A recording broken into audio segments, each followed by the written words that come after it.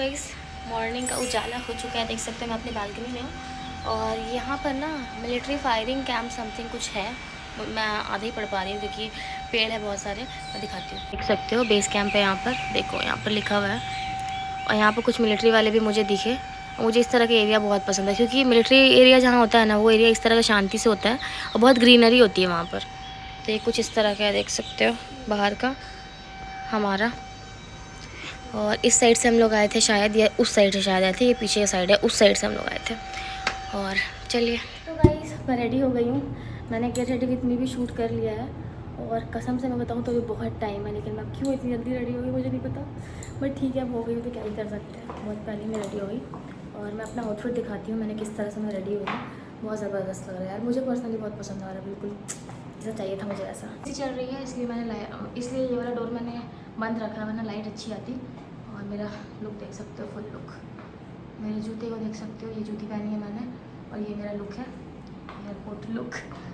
बहुत लोग शेयर करते हैं तो मैंने सोचा क्यों ना मैं भी शेयर करूँ। बहुत सिंपल सा मैंने मेकअप किया है, कुछ इस तरह का। मैं अपना स्टैंड लेकर के आई थी क्योंकि मुझे वहाँ भी शूट करना है, इसलिए तो अब थोड़ा ब्लॉगर बनने की कोशिश हो रही है ऑफिशियली वाली। तो ये कुछ है। अब बाकी मेरा बैग यहाँ पर रखा हुआ है, अभी मैंने जस्ट इसको सजा दिया थोड़ा सा, बाकी और कुछ नहीं। वहाँ थोड़ा सा मैस है, उसको मैं हटा दूँगी।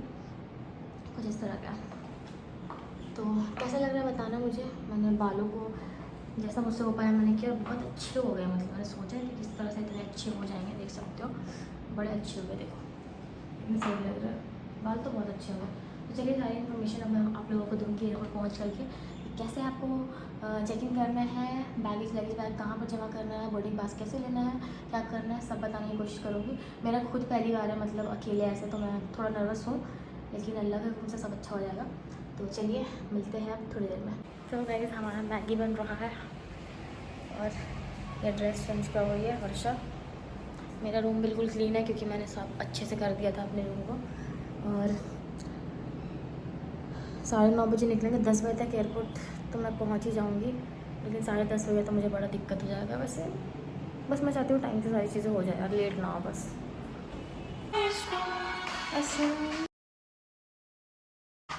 कॉपीराइट आ जाएगा कोई।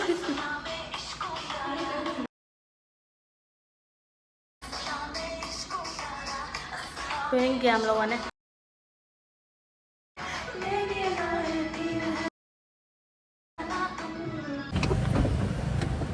चलो भाई हो गया हम लोग।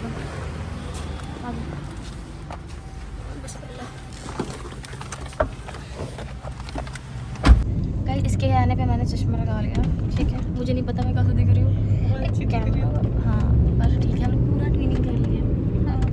मुझे लाइट से आते फिर हम सेल्फ हो गया।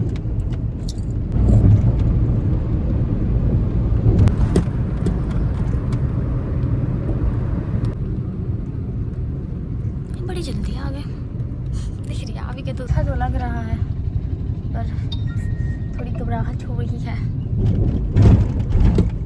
छोटा तो है यार, बड़ा इतना बड़ा है।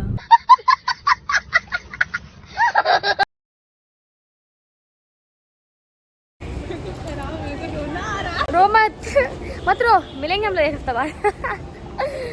इसको रोना आ रहा, रो ऑडियंस के सामने रो। खराब तो मेरे को भी लग रहा है कि अकेले जा रहे हैं।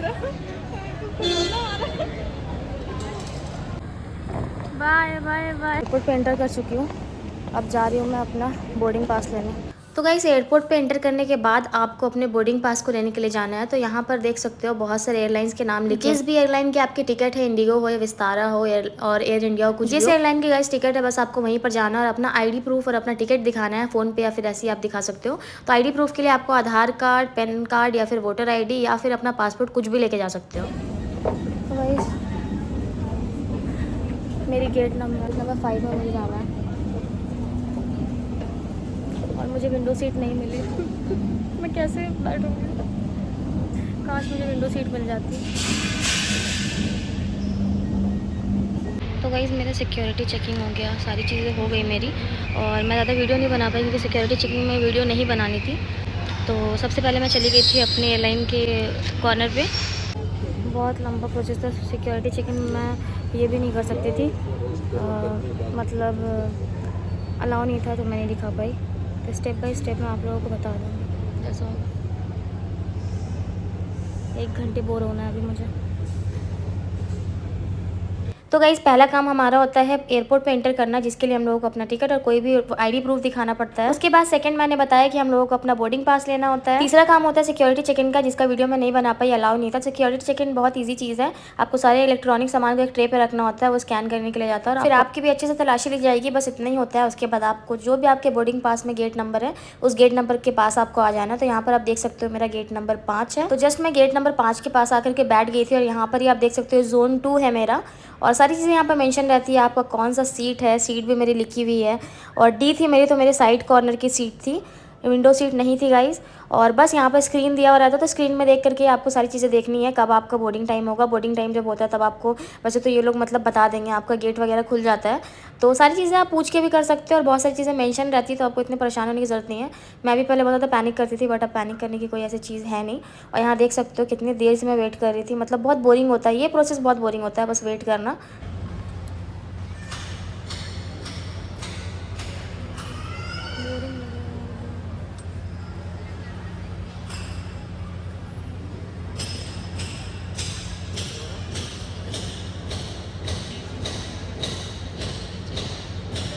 बैकग्राउंड में आवाज़ गाइस थोड़ी सी इसलिए आ रही है क्योंकि यहाँ पे एयरपोर्ट पे काम चल रहा था। ये जो फ्लोर है ना, जो मार्बल वगैरह लगे उसका ही काम चल रहा था, तो इसलिए बहुत ज़्यादा आवाज़ थी, तो यहाँ पर मैंने म्यूट कर दिया।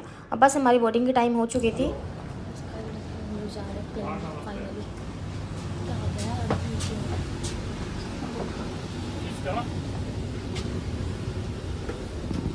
अभी फ्लाइट नहीं, मैं देखता हूँ।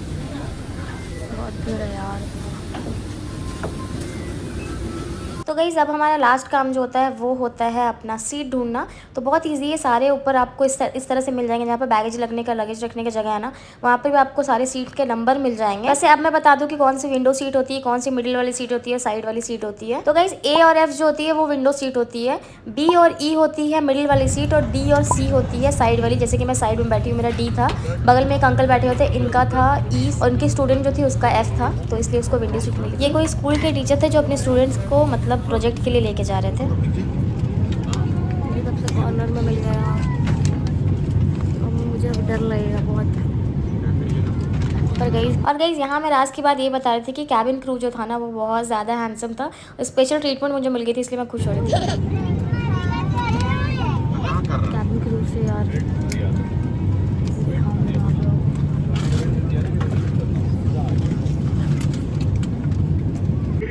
उड़ान IX 237 जो रांची से दिल्ली जा रही है, पर आपका स्वागत है। इस विमान के कप्तान नम्रता जी ने, उसका कप्तान सचिन कुमार है और मैं ऋषभ मानका की कैबिन क्रू। कैबिन में साथ शिवजा, विजया और साक्षी है। ये उड़ान 1 घंटे 35 मिनट में पूरी की जाएगी। धन्यवाद। Dear guest, welcome on board air India flight.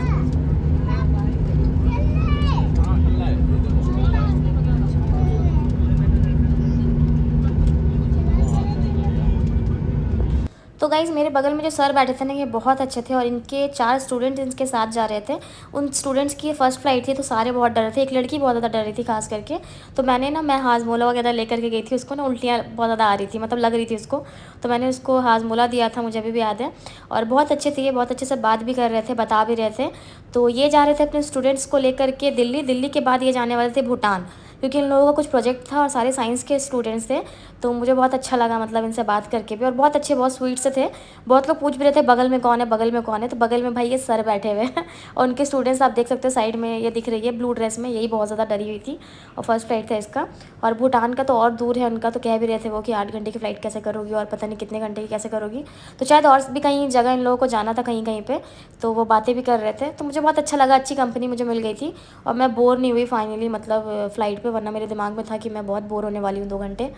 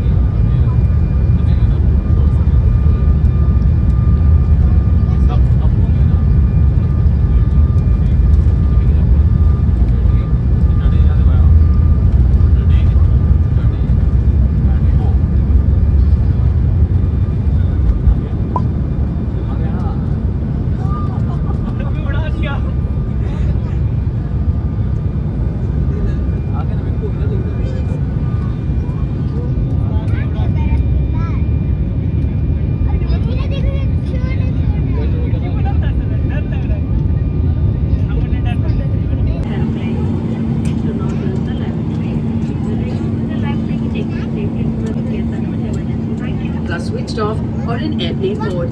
Please do not use 1 hour later. अरे हम लैंड करने वाले हैं, ज़रा से हालत ख़राब है।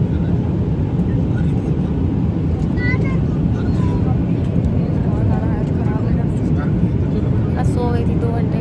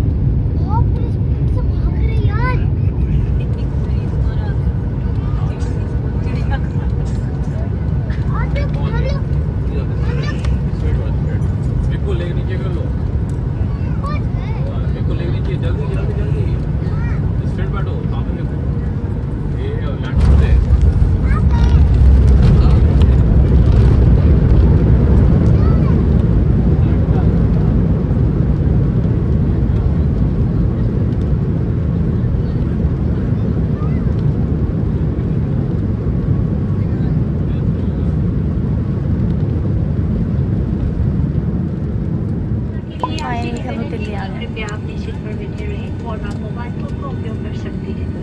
सामान कपड़ों को इस समय सावधानी बरतें। आपसे निवेदन है कि गाइस फाइनली मैं दिल्ली आ गई, मज़ा आ रहा है। और बेल्ट नंबर 10 पे आएगा मेरा लगेज। 10 किस साइड है? वैसे मुझे समझ में नहीं आ रहा है कि मैं इसमें चल रही हूँ, इसमें मैं क्यों चल रही हूँ, मुझे समझ नहीं आ रहा। तो वो चलना ही है तो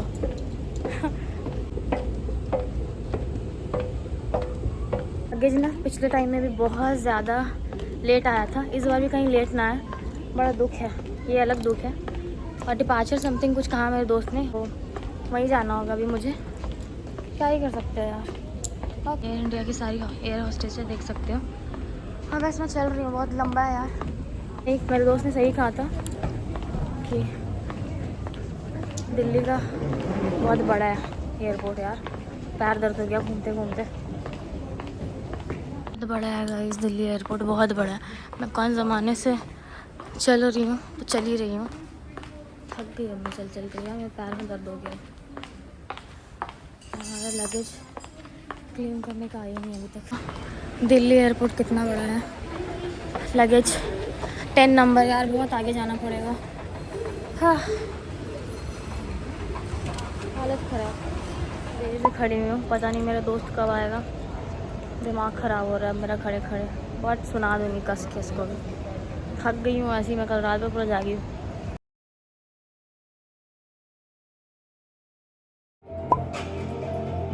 सो गई थी मैं, अभी जस्ट उठी हूँ। अब रात में एंड करूँगी मैं अपनी वीडियो को आराम से, तो मिलते हैं थोड़ी देर में, थोड़ा और सो जाती हूँ। गाइस मैं सो गई थी, अभी जस्ट उठ रही हूँ और अभी रात के 2 बज रहे हैं। जस्ट अभी मैंने खाना वाना खाया, अब मैं जा रही हूँ वापस से सोने के लिए क्योंकि मुझे सुबह मॉर्निंग में वॉक करने के लिए जाना है नीचे सोसाइटी में, और मैं सोच रही हूँ कि थोड़ा व्लॉग स्टार्ट कर दूँ, तो जैसा होगा वैसे दिखाऊंगी। अभी फ़िलहाल टीवी देख रही हूँ, पुष्पा देख रही हूँ मैं टाइम पास करने के लिए। एयरपोर्ट पे बहुत सारी चीज़ें मैं नहीं दिखा पाई एयरपोर्ट पे, क्योंकि रिकॉर्डिंग करना मना था बहुत जगह पे, तो मुझे बार बार बंद कर देना पड़ रहा था, तो इसकी वजह से मैं नहीं दिखा पाई। बहुत ही इजी चीज़ है। सबसे पहले आप जाओगे एयरपोर्ट के अंदर, अपना आईडी और अपना टिकट दिखाना आपको सिक्योरिटी गार्ड को, उसके बाद आपको वो एंट्री दे देंगे। इंटर करने के बाद आपको सबसे पहले अपने जो भी एयरलाइन आपने करवाई है, जो भी एयरलाइन की टिकट आपने कराई है, उसके काउंटर पे आपको जाना है।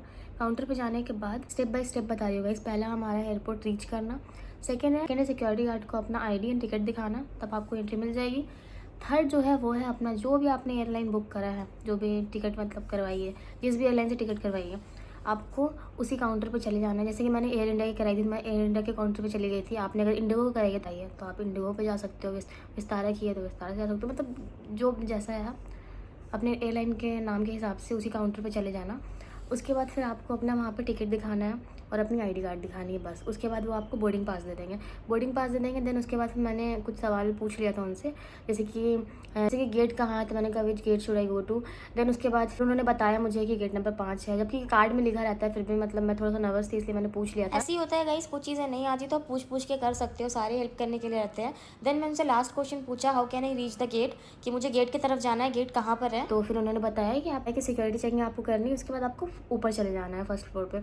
तो बस यही था। और जो आप कंफ्यूज हो रहा ना, जिससे भी इतने सारे वहाँ पर गार्ड्स रहते हैं, हेल्पर्स बहुत सारे रहते हैं वहाँ पर, आप किसी से भी पूछ सकते हो, कोई भी आपको बहुत ही इजीली बता देगा। वहाँ पर देखो एयरपोर्ट में एक चीज़ ऐसी है ना कि आप अगर एक चीज़ पूछोगे ना किसी से तो 10 लोग आएंगे आपको बताने के लिए, तो वो बहुत अच्छी चीज़ है कि मतलब हेल्प हो जाती है बहुत अच्छी। यहाँ पर बात हो गई हमारे बोर्डिंग पास की। तीसरा काम हमारा बोर्डिंग पास था, वो हमें मिल गया। कहाँ पर जाना है, कैसे जाना है, सिक्योरिटी चेकिंग कहाँ पर है, सब मैंने पूछ लिया सामने ही मैं, क्योंकि बिरसा मुंडा एयरपोर्ट जो है उतना बड़ा नहीं है, तो सामने में ही सिक्योरिटी चेकिंग था, जस्ट राइट में ही। उसके बाद फिर सिक्योरिटी चेकिंग में आपको जाना है, अपना जितना भी इलेक्ट्रॉनिक सामान है वो सबको आपको एक ट्रे में कर देना होता है और एक ट्रे में बैग रखना होता है, हैंड बैग जो भी आपने लिया। तो फिर मैंने वो किया, क्योंकि वहाँ पर मना है सिक्योरिटी चेकिंग में तो बिल्कुल भी मतलब रिकॉर्डिंग नहीं करना होता है, तो इसलिए मैंने थोड़ा सा भी रिकॉर्डिंग नहीं किया, कुछ भी क्लिप रिकॉर्डिंग नहीं किया। देन उसके बाद आपको क्या करना है, सिक्योरिटी चेकिंग करवाने के बाद आपको अपने जो भी गेट नंबर है बस उस गेट नंबर के पास जाकर के आराम से बैठ जाना है वहाँ पर, बस और कुछ काम नहीं है आपका। वहाँ पर स्क्रीन पे सारे आपके फ़्लाइट के नंबर, स्क्रीन पे आपके फ़्लाइट के नंबर और टाइमिंग सब चीज़ लिखाती रहेगी।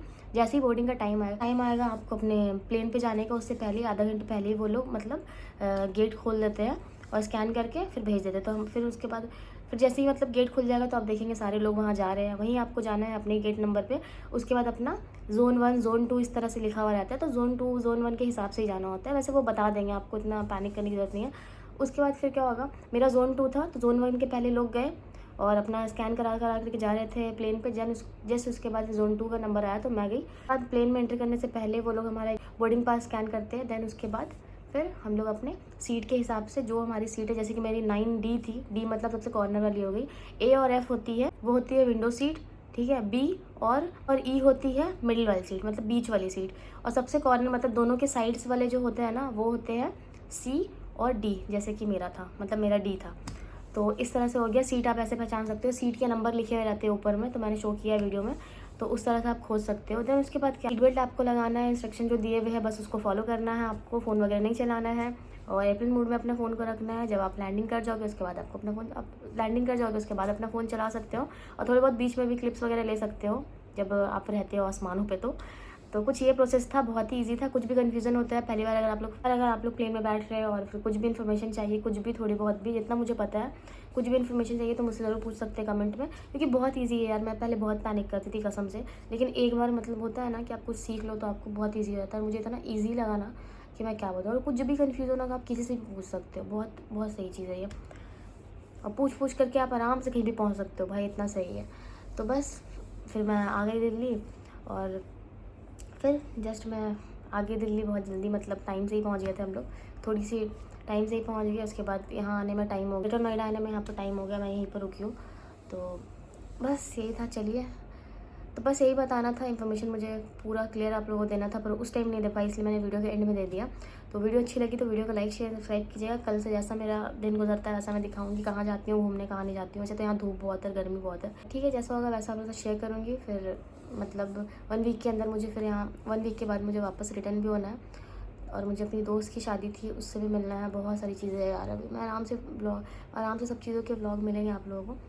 तो चलिए, इतनी आज की वीडियो, मिलते हैं नेक्स्ट वीडियो में। वीडियो अच्छी लगी तो लाइक शेयर सब्सक्राइब करना। या